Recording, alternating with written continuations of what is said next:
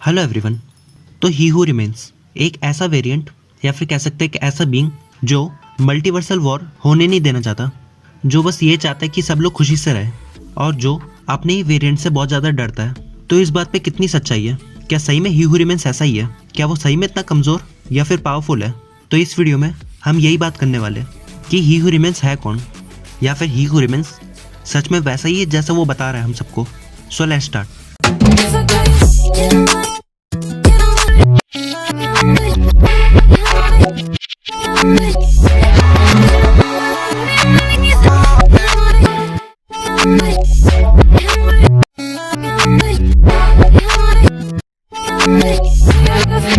तो लोकी के दोनों सीजन्स को देखने के बाद इतना तो मैं गारंटी से कह सकता हूँ कि ही हू रिमेन्स एक अच्छा वेरिएंट नहीं है। और चाहे जितने भी कैंग के वेरिएंट्स हो, चाहे इमोर्टस, स्कारलेट सेंचुरियन, रामाटोट या फिर कैंग द कॉन्करर, इन सबको ही हू रिमेन्स के बारे में नहीं पता। या फिर जितने भी हमने कैंग के काउंसिल में कैंग्स को देखा, उनमें से किसी को भी ही हू रिमेन्स के बारे में नहीं पता।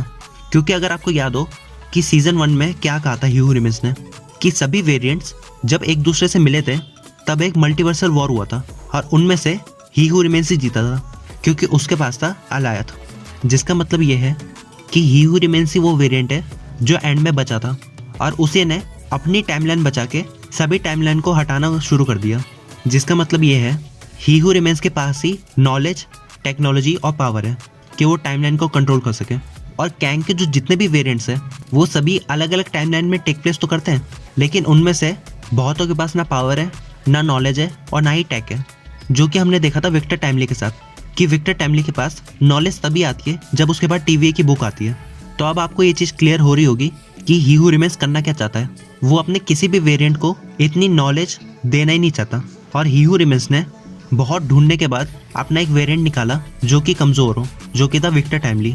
तो ये तो कन्फर्म है कि हर एक यूनिवर्स में एक ना एक कैंग का वेरिएंट है, लेकिन फ़र्क बस इतना है कि ही हू रिमेन्स किसी भी कैंग के वेरिएंट को वो टेक्नोलॉजी नहीं देना चाहता, या फिर वो टेक्नोलॉजी या फिर नॉलेज पहुंचने ही नहीं देगा। और उसने टाइमलाइन को कंट्रोल करने के लिए टेम्पोरल लूम भी बनाया, जिससे चाहे वो मर भी जाए फिर भी वो वापस टीवीए में आ जाएगा। और वो जानता है कि उसे अब कोई भी रिप्लेस नहीं कर सकता जब तक वो खुद ना चाहे। और अगर मैं लोकी सीजन 2 की बात करूँ तो उसमें बताया गया था कि टेम्पोरल लूम जो है वो फटने वाला है और लोकी उसी को सेव करना चाहता है ताकि टीवीए भी सेफ रहे। जिसके बाद हमें सीजन 2 के फिनाले में क्या पता चलता है कि इन्फिनाइट पॉसिबिलिटीज़ में से ये एक पॉसिबिलिटी थी जिसका ये आउटकम है।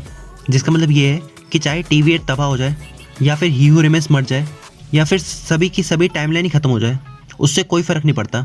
जिसका मतलब ये है कि टेम्पोरल लूम के फटने के बाद सब कुछ रीसेट हो जाएगा और वापस सब कुछ सेम तरीके से चलेगा। जिसका मतलब ये है कि वापस ही हू रिमेन्स अपने कैसल में पहुंचेगा।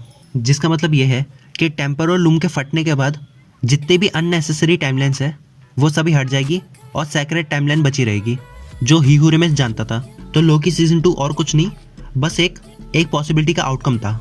ही हू रिमेन्स लोकी को बस इसलिए चाहता था टीवीए में ताकि वो टाइम स्लिपिंग सीख सके और वो एंड में जाके ही हू रिमेन्स की जगह ले।